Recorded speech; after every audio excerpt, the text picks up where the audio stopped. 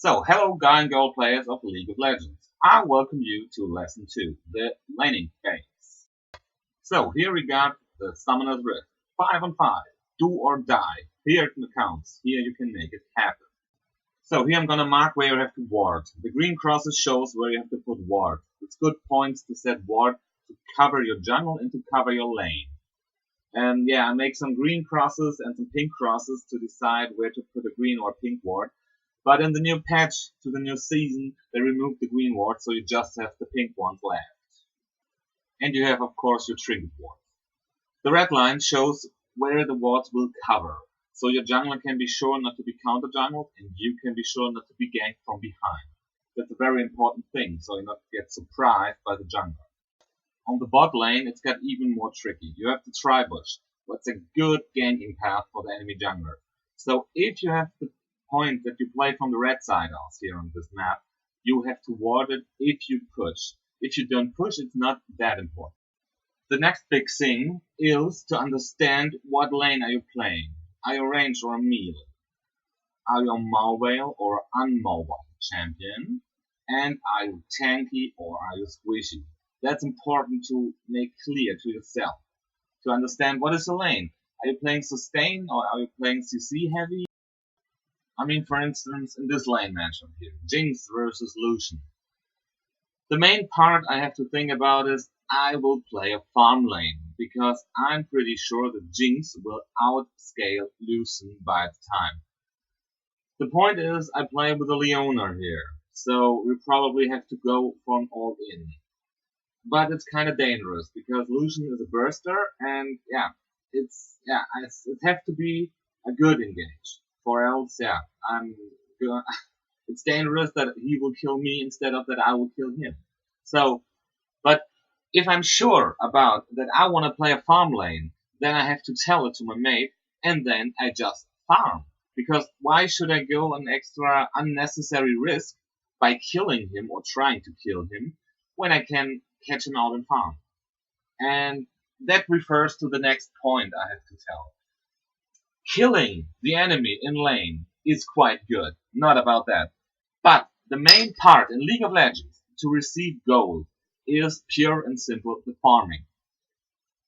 If you stack, for instance in bronze or even silver, one of the big reasons why you probably stack is because your farm sucks. You have to train your farming, because farm is your main goal, and as I said, killing is fine, but farm has more priority. As you can see here in the video that I play in the background, I try to poke him every now and then. Because, Jinx got his Q, so she got her rocket launcher with an extra auto attack range. And that's quite funny, but even if you try to poke, you should be aware of that you don't miss any CS. Because it's simply not worth it. If you can poke him down or even kill him, then he's pretty bad. And you should not be too sure about that he is that bad. So main thing is simple and pure. Concentrate on your farm. No matter what support you play with, your farm has the highest priority. Warding is important to save your lane. As I told you, the points to ward, so you can make sure that not the mid laner roams or even the jungler comes for you.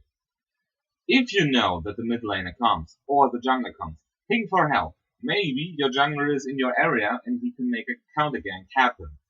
But I have to tell you, it's not usual that this happens in lower elo. So if you see enemy jungle or mid lane roam to you, just go back. Don't be cocky, don't be too safe, because if it not works out and you die. If you die against the mid laner, your mid laner will farm you. It will flame you. Of course he will, because he maybe pointed SS and all the thing called Mia and what else, but you didn't go back because you were sure you can kill them, and you didn't. And then you fed his mid laner, and this is not cool. And this refers to the next point. It's about flaming and complaining. I mean, There are lots of guys who are telling you, hey, don't flame, it won't bring you anything. And it's true. It's pure and simple true. I can just repeat it. You can play League of Legends not if you're mad. And if you start to flame an enemy because he did bad or he's feeding or something like that, maybe you're losing the game because of this. Pretty sure, it is the point you are losing the game. But if you now flame him, it won't be better. He won't play any much better. So try not to flame, even if you think he's such a jerk and he just can't play League of Legends and why did he does this and this. But he won't play better if you flame him. Try to motivate him. Try to help him even. If I now see that hey James on the bot lane is feeding and I play for instance top lane, yeah, I should maybe use my teleport on the bot lane and help. Because it's not worth that I win my lane with 30 or 40 CS more than the enemy if my top laner feeds. I should go and help him. And yeah, that's it so far. Yeah, sorry, I'm just losing the point right here now. It's just because I'm main ADC and yeah, I'm gonna tell about the bot lane, but I will do this in a later video, I guess. So back to the main point, the laning phase.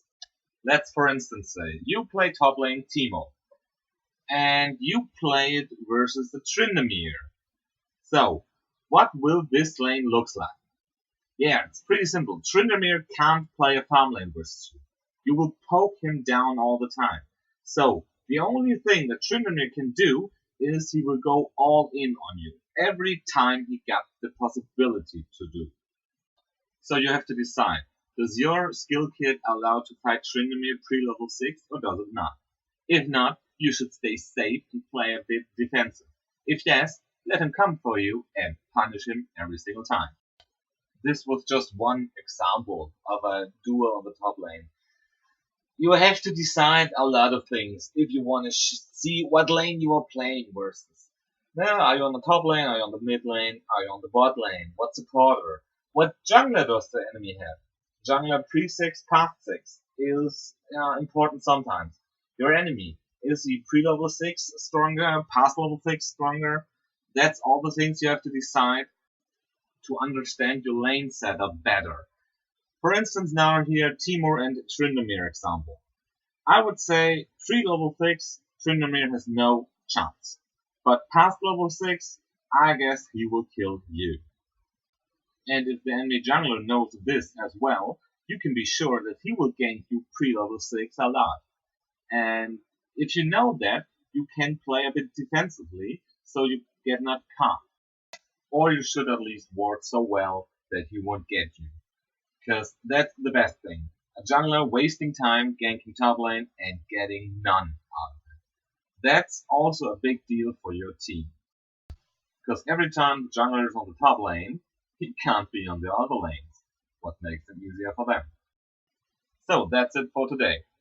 If you wish that I should go on special examples, Teemo versus Garen, or Jinx versus Caitlyn, or stuff like that, please post it in the comments below. I will try to cover every single wish of your users. And yeah, this is it for now. Thanks for watching. I would like if you give me a like and subscribe. And yeah, hope to see you soon.